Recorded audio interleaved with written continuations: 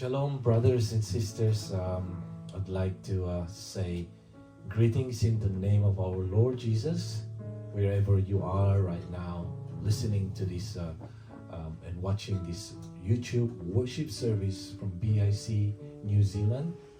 I'd like to greet you all in the name of our Lord Jesus, in behalf of Bethel International Church Miracle Service, headed by Pastor Billy and Pastor Ita. We welcome you in this worship service, this family worship service. You are all welcome in the name of our Lord Jesus. But before everything else, I'd like to invite you all to bow our heads and let us pray in the presence of the Lord. Heavenly Father, we thank you for this wonderful day that you have given us. Thank you for bringing us to this moment where we can gather together with these fellow believers in Christ. Lord, we want to approach your throne of grace, knowing that you are holy and that we are unholy being, just being cleansed by the blood of our Lord Jesus.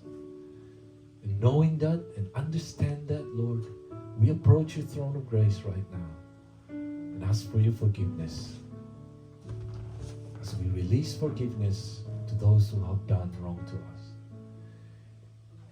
And may you take all the glory and honor and praises from our hearts, Lord, in everything that we do in the coming minutes of this moment, Lord. For you alone are worthy to be praised, and all the glory and honor and praises belongs to you, Lord. In Jesus' name.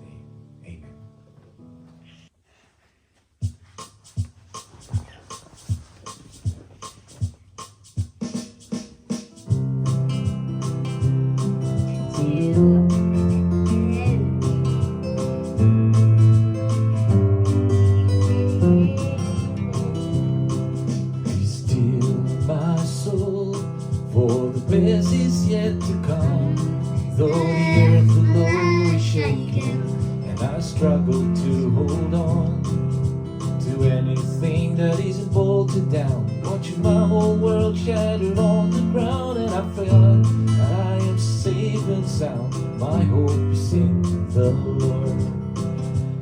And I am blessed beyond compare. Find my joy in things that last. Finding peace in who I am, rather than my circumstance. I'd rather hear one simple phrase from my Father's loving voice than to hear the praise of strangers. My hope is in the Lord. Be calm and wait, for your future is secure. Though this flesh be broken, your spirit will endure. For the battle is not with skin and bone, and though we own the world, we are beggars on. And I hear the voice of Jesus call. Our hope is in the Lord, and I am blessed beyond compare. To find my joy in things that last, finding peace in who I am, rather than my circumstance. And I'd rather hear one simple phrase from my Father's loving voice than to hear the praise of strangers.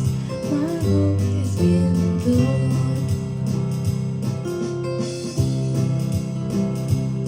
So come and rest in the promise of His grace, that we are all just travelers and our destination waits. For the pain we feel is temporary, victims all of the ordinary, but God is offering a sanctuary. Our hope is in the Lord. And I am blessed beyond compare. Find my joy in things that last, finding peace in who I am, rather than my circumstance. I'd rather hear one simple phrase from my Father's loving voice than to hear the praise of strangers. Our hope is in the Lord. Lord, rather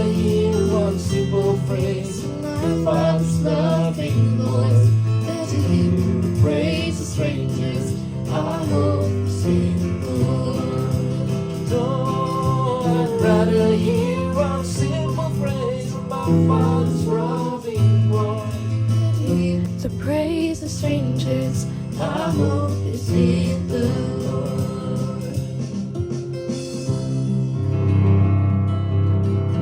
Hallelujah. Glory to your name, Lord Jesus. Glory to your name. Praise your name, Jesus. Amen.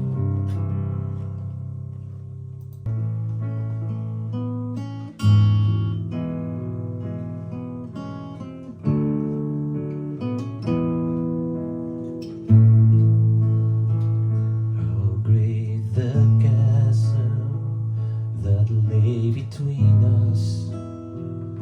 How high the mountain I could not climb.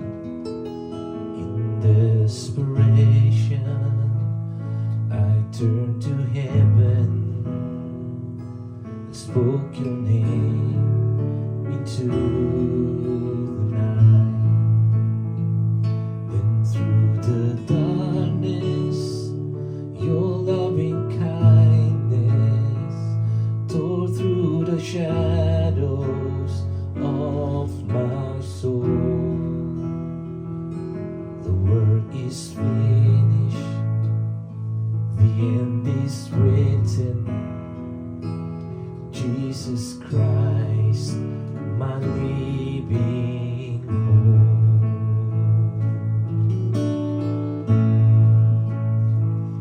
Who could imagine so great a mercy?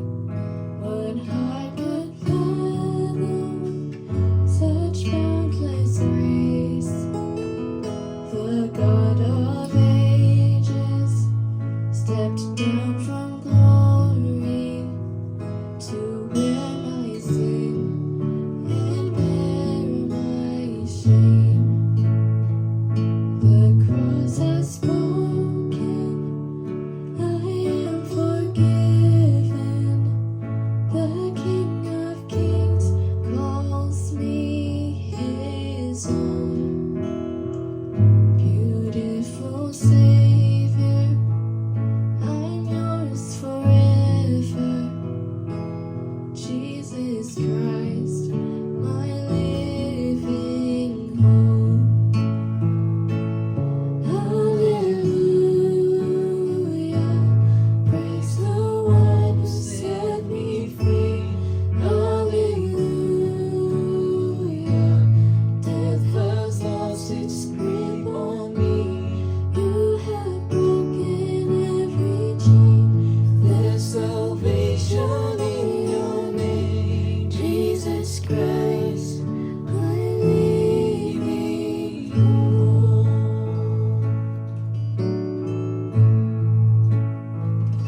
Then came the morning that sealed the promise. Your buried body began to breathe. Out of the silence, the roaring lion declared the grave has no claim on me.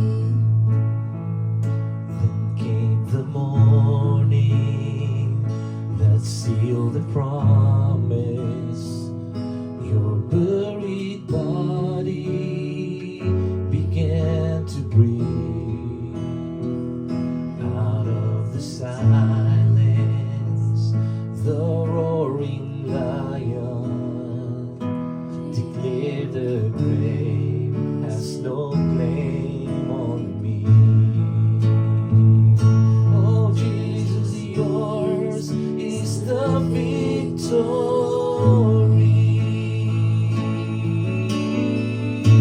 Praise your name, Lord. Hallelujah, praise the one who set me free. Hallelujah, death has lost its grip on me. You have broken every chain. There's salvation in your name.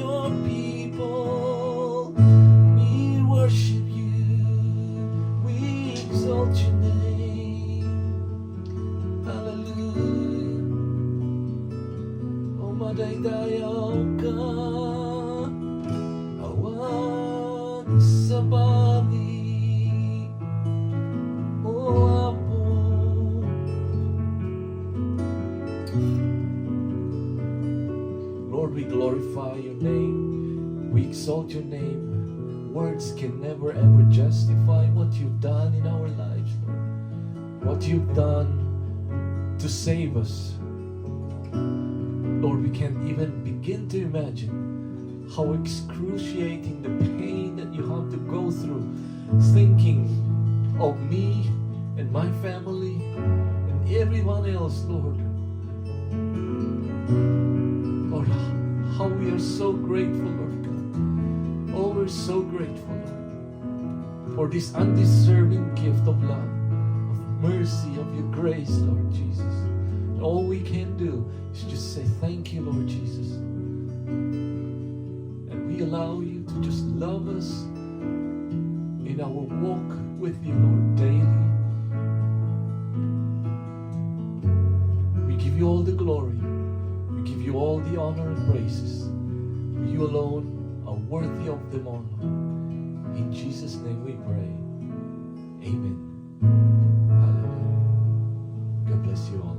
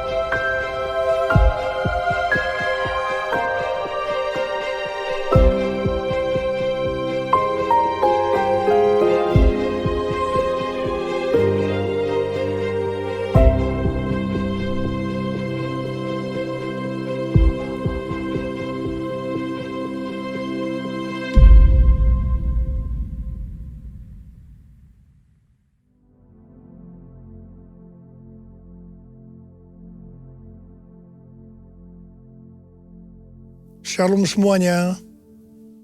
Hari ini adalah Jumat Agung, di mana kita memperingati kematian Tuhan Yesus. Kita akan merenungkan kembali kasih Tuhan Yesus yang luar biasa bagi kita semua.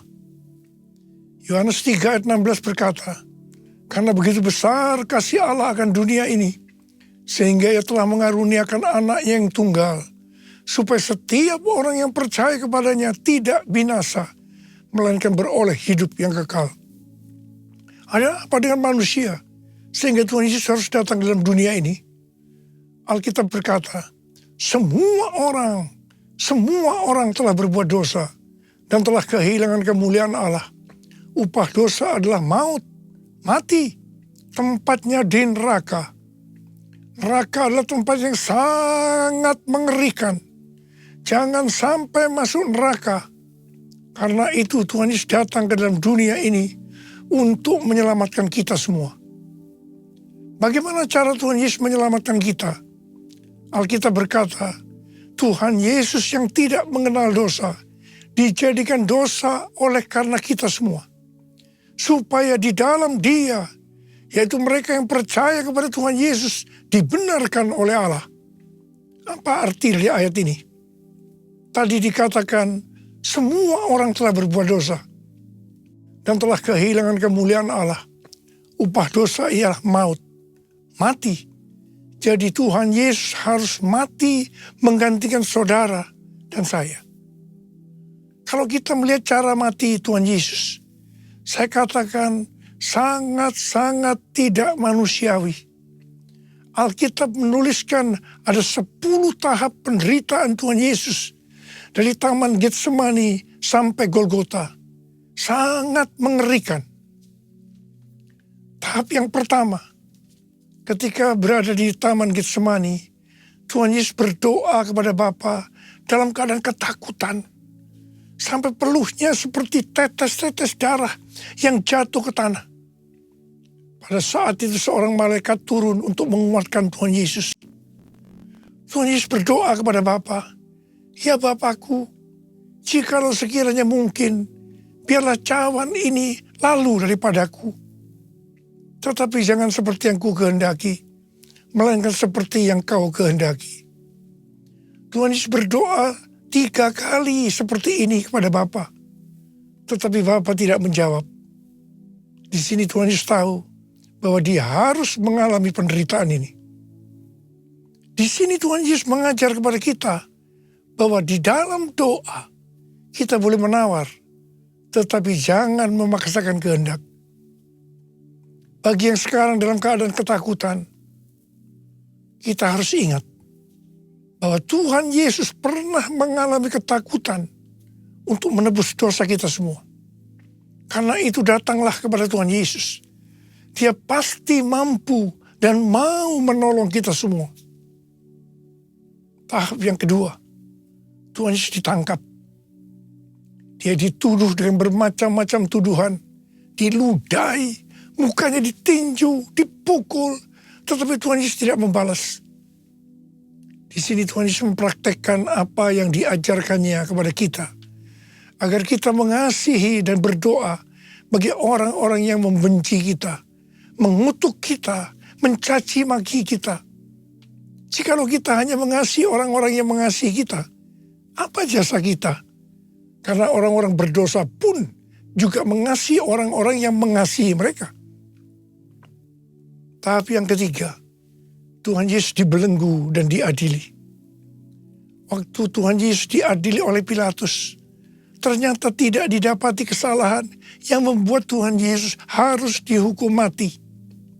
Sementara itu orang-orang Yahudi terus berteriak-teriak supaya Tuhan Yesus dihukum mati. Salibkan dia! Salibkan dia!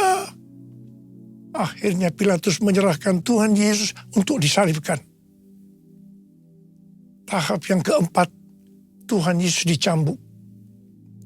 Proses awal dari penyalipan, jubah Tuhan Yesus dibuka dan dihukum cambuk. 2 algojo bergantian menghunjamkan cambuk ke punggung Tuhan Yesus. Ujung cambuk ini terbuat dari potongan tulang dan potongan besi. Tiap kali cambuk itu dihunjamkan ke punggung Tuhan Yesus, itu menimbulkan luka yang dalam.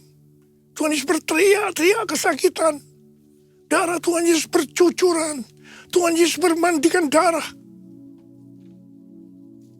Tahap yang kelima, kepala Tuhan Yesus diberi mahkota duri.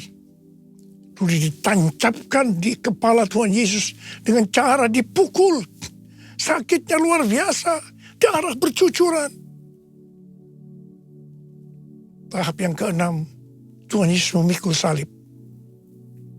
Dalam kesakitan, berlumuran darah, ditambah semalaman Tuhan Yesus tidak tidur, Tuhan Yesus harus memikul salibnya. Tuhan Yesus jatuh bangun karena tidak kuat.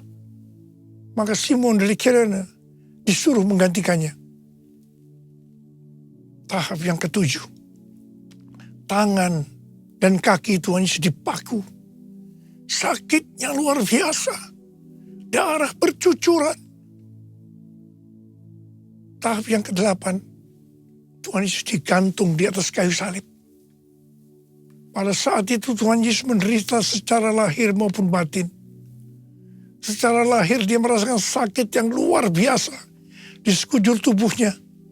Dan juga merasa sesak karena ada cairan yang menekan jantungnya. Secara batin, Tuhan Yesus menderita karena Tuhan Yesus melihat semua orang yang lalu lalang menghujat dia. Ahli-ahli Taurat, tua-tua, imam-imam menghujat dia. Bahkan salah satu penjahat di sebelahnya juga ikut menghujat. Tahap yang ke-9, Tuhan Yesus merasa ditinggalkan oleh Bapa. Sekitar jam 12 siang sampai jam 3 petang, tiba-tiba langit di sekitar Golgota menjadi gelap. Tuhan Yesus gelisah. Dan dia berteriak, Eli, Eli, lama sabachthani. Allahku, Allahku, mengapa engkau meninggalkan aku? Tuhan Yesus merasa ditinggalkan oleh Bapa. Orang yang berdosa pada hakikatnya dipisahkan dari Bapa. Jadi untuk menebus orang yang berdosa, maka Tuhan Yesus harus merasakan ditinggalkan oleh Bapa, dipisahkan dari Bapa. Saya percaya ini adalah puncak penderitaan Tuhan Yesus. Penderitaan lainnya tidak ada artinya dibandingkan merasa ditinggalkan oleh Bapa. Bagi saya, kalau saya tidak bisa merasakan hadirat Tuhan, itu adalah hal yang paling berat dalam hidup saya. Karena itu saya setiap hari selalu menjaga langkah-langkah dalam hidup saya, agar saya terus mengalami hadirat Tuhan. Kalau ada dosa, harus cepat diselesaikan, supaya terus merasakan hadirat Tuhan. Saya berharap saudara juga melakukan hal yang sama seperti itu. Kalau ada di antara kita yang sudah tidak merasakan hadirat Tuhan, dan kita menganggap itu hal yang biasa, kita harus bertobat. Tidak ada yang lebih berbahagia daripada kalau kita berada dalam hadirat Tuhan. Sebab Alkitab berkata, di hadapanmu ada sukacita berlimpah-limpah. Artinya di dalam hadirat Tuhan ada sukacita dan kebahagiaan yang berlimpah-limpah. Tahap yang ke-10. Tuhan Yesus berkata, sudah selesai. It is finished. Ya Bapa, ke dalam tanganmu kuserahkan nyawaku. Lalu Tuhan Yesus mati. Pertanyaannya, mengapa Tuhan Yesus harus mati dengan cara demikian? Mengapa tidak dengan cara yang mudah? Dipenggal kepalanya, selesai. Mengapa Tuhan Yesus harus mati dengan bermandikan darah? Alkitab katakan, tanpa penumpahan darah, tidak ada pengampunan dosa. Untuk mengampuni dosa saudara, dosa saya, Tuhan Yesus harus mati dengan cara demikian. Selain itu, apalagi yang Alkitab katakan dengan cara mati Tuhan Yesus yang seperti itu? Yang pertama, penyakit kitalah yang ditanggungnya. Yang kedua, penderitaan kita yang dipikulnya. Dan oleh bilur-bilurnya kita disembuhkan. Darah-Mu Yesus sucikan daku. Darah-Mu Yesus bebaskanku. Darah-Mu Yesus ubahkan daku. Ku dijadikan baru. Darah-Mu Yesus sucikan daku. Darah-Mu Yesus bebaskanku. Darah-Mu Yesus ubahkan daku. Ku dijadikan baru. Ku dijadikan baru. Tuhan Yesus mati karena dosa-dosa kita. Dia dikuburkan. Tapi pada hari yang ketiga, dia dibangkitkan. Haleluya! Tuhan Yesus tidak selamanya mati. Tetapi pada hari yang ketiga, Tuhan Yesus dibangkitkan. Apa yang Alkitab katakan kalau sampai Tuhan Yesus tidak bangkit? Yang pertama, sia-sialah pemberitaan firman Tuhan. Saya di sini memberitakan firman Tuhan, tidak ada artinya. Sia-sia. Tetapi puji Tuhan, Tuhan Yesus hidup, Tuhan Yesus bangkit. Pemberitaan firman Tuhan menjadi tidak sia-sia. Hal yang kedua, kalau sampai Tuhan Yesus tidak bangkit, sia-sialah kepercayaan kita. Dan kita akan tetap mati di dalam dosa-dosa kita. Demikian juga dengan orang-orang yang mati di dalam Tuhan. Mereka akan tetap binasa. Tetapi puji Tuhan, Tuhan Yesus bangkit. Kita tidak akan mati di dalam dosa-dosa kita. Tetapi kita akan bersama-sama dengan Tuhan Yesus selama-lamanya. Haleluya! Hal yang ketiga, kalau sampai Tuhan Yesus tidak bangkit, kita adalah orang-orang yang paling malang dari segala manusia. Tetapi puji Tuhan, Tuhan Yesus bangkit. Kita bukan orang-orang yang paling malang, tetapi justru orang yang paling beruntung dari segala manusia. Ada berapa banyak orang-orang yang paling beruntung dari segala manusia? Angkat tangan saudara. Sebab dia hidup, ada hari esok. Sebab dia hidup, ku tak gentar. Karena ku tahu dia pegang hari esok. Hidup jadi berarti sebab dia hidup. Hidup jadi berarti sebab dia hidup. Hidup jadi berarti sebab Yesus hidup. Karena Tuhan Yesus hidup, maka ada hari esok. Karena Tuhan Yesus yang pegang hari esok saudara dan saya, dia hidup. Dia berkata kepada kita semua, jangan kamu khawatir. Jangan kamu khawatir. Apa yang akan kamu makan, apa yang akan kamu minum, apa yang akan kamu pakai. Semua itu dicari oleh bangsa-bangsa yang tidak mengenal Allah.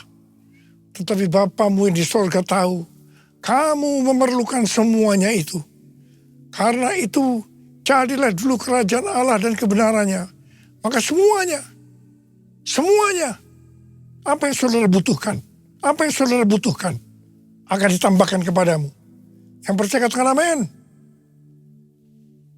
Karena Tuhan Yesus hidup, maka mujizat-mujizat yang dilakukan oleh Tuhan Yesus masih ada sampai dengan hari ini.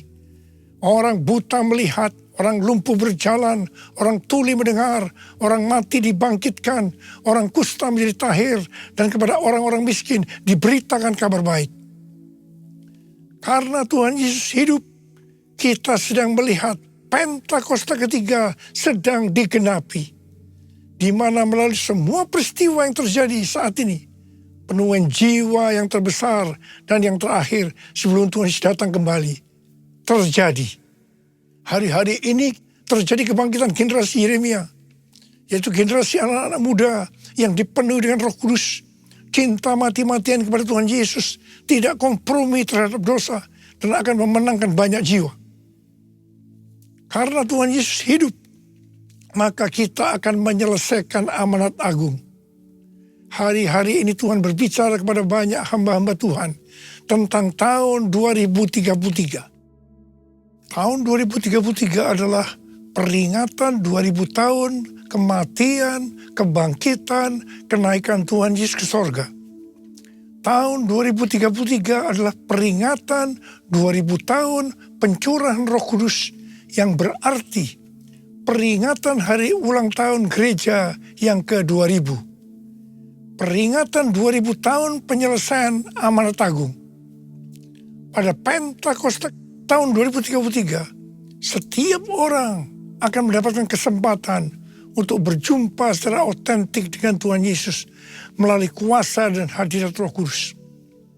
Rick Warren, seorang hamba Tuhan dari Gereja Baptis, mengatakan bahwa target untuk menyelesaikan amanat agung pada tahun 2033.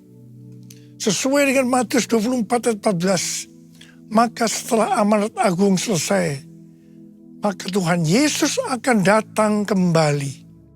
Saya tidak berkata bahwa tahun 2033 Tuhan Yesus pasti datang. Yang saya katakan bahwa pada tahun 2033 Tuhan Yesus bisa datang kembali.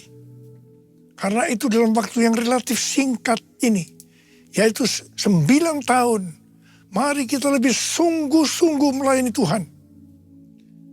Karena Tuhan Yesus hidup, maka memasuki tahun 2024, Tuhan memberikan tema bahwa tahun 2024 adalah tahun untuk bangkit, jadi teranglah.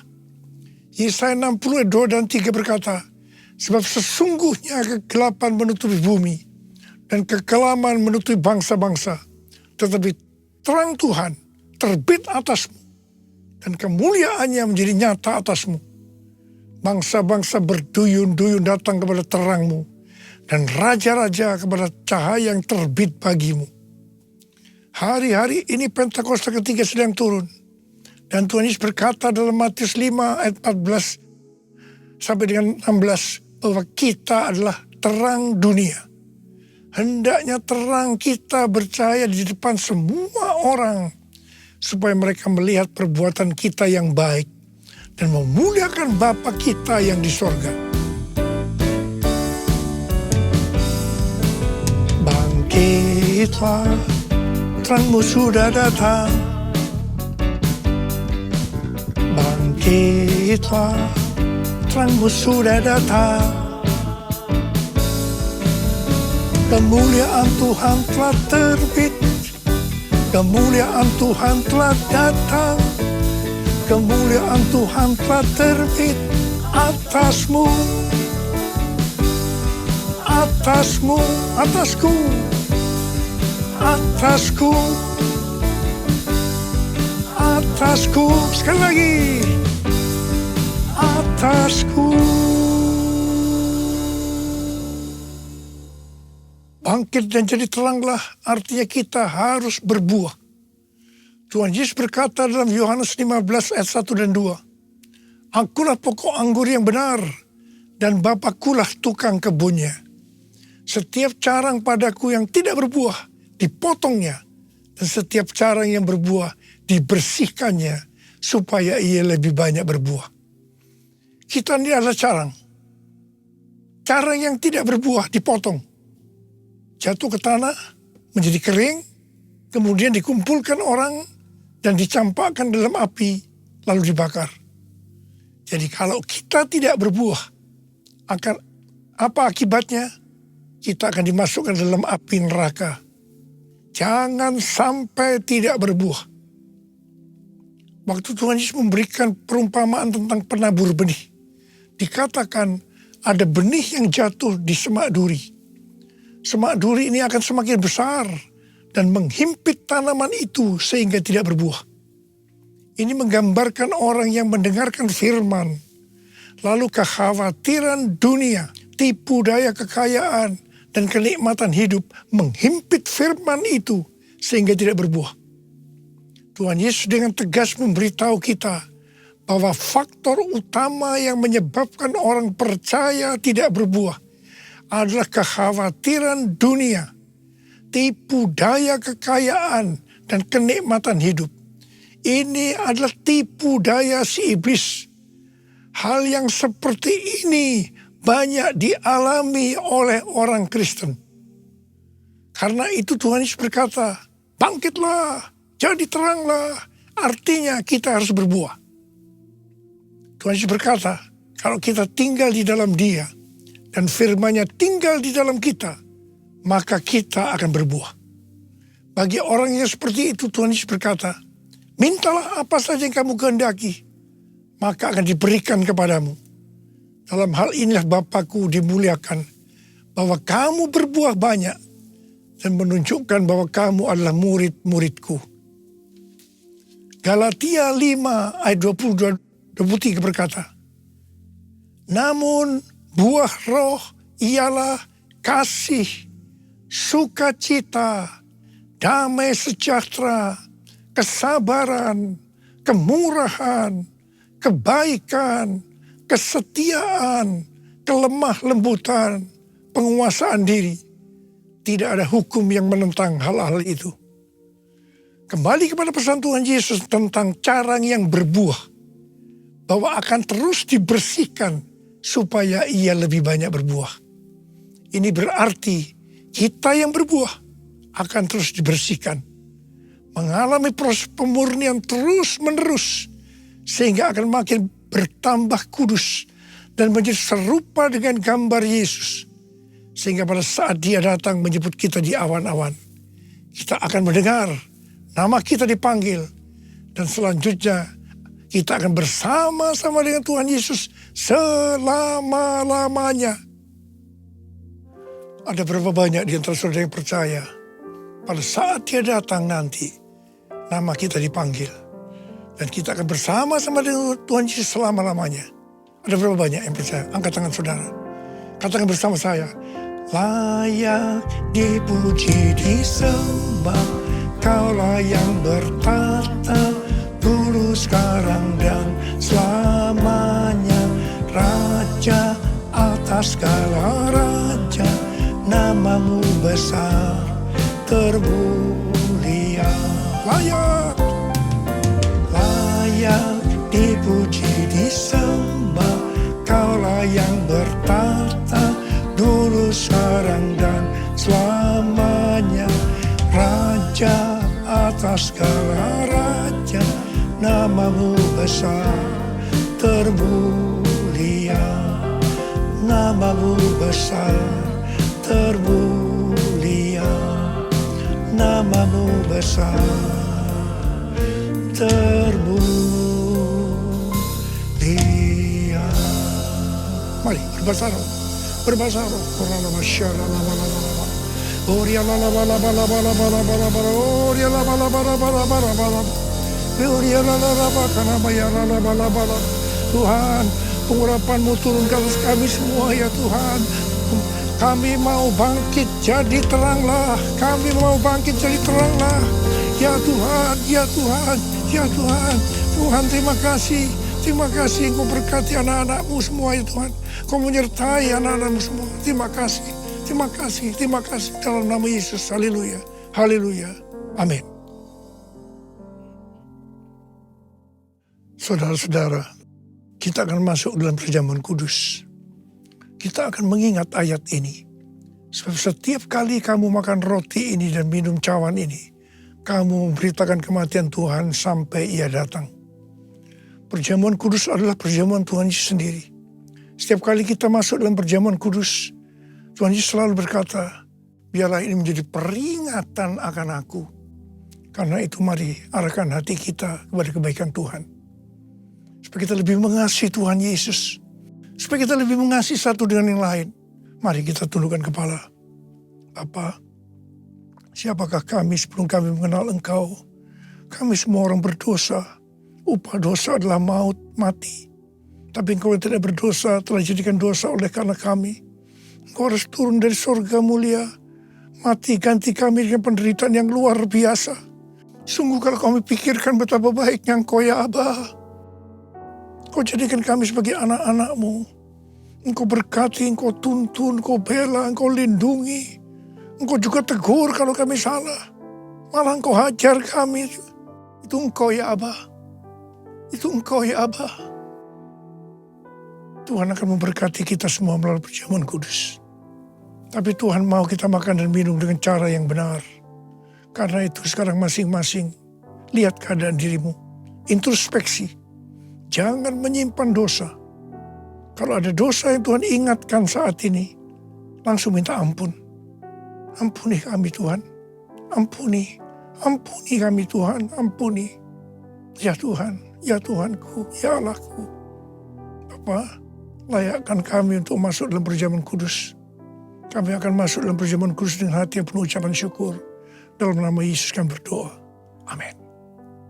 Mari. Angkat roti di tangan kanan kita tinggi-tinggi. Sebab apa yang telah kuteruskan kepadamu telah aku terima dari Tuhan. Yaitu bahwa Tuhan Yesus pada malam waktu ia diserahkan mengambil roti. Dan sesudah itu ia mengucap syukur atasnya. Dia memecah-mecahkannya dan berkata, inilah tubuhku yang diserahkan bagi kamu. Perbuatlah ini menjadi peringatan akan aku. Saudara dikasih Tuhan, bukankah roti yang kita pecah-pecahkan ini adalah persekutuan kita dengan tubuh Kristus. Mari kita makan dalam nama Yesus.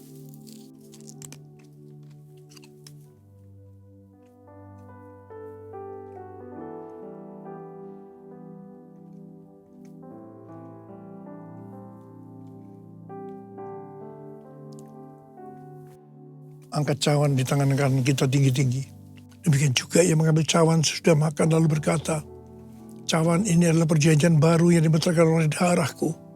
Perbuatlah ini setiap kali kamu meminumnya menjadi peringatan akan aku.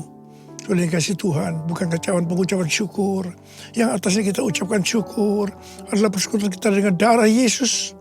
Mari kita minum dalam nama Yesus.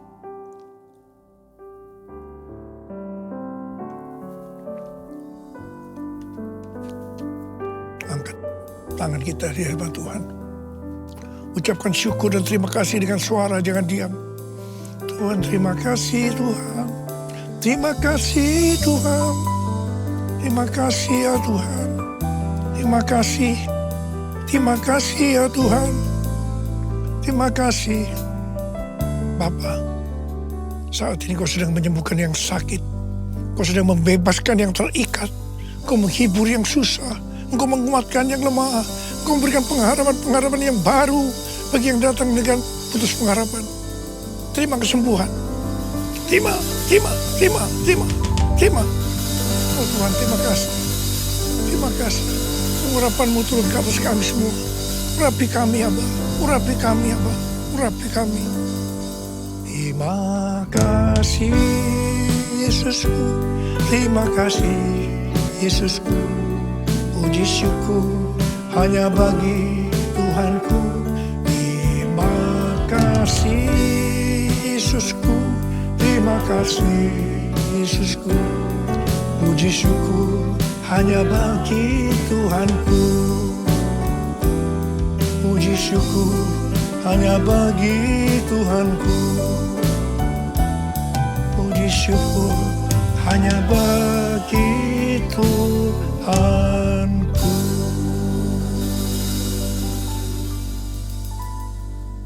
Sekarang terimalah berkat Tuhan. Kasih karunia berlimpah-limpah daripada Allah Bapa dalam anak yang tunggal Yesus Kristus. Persekutuan yang manis dengan Roh Kudus menyertai kita semua.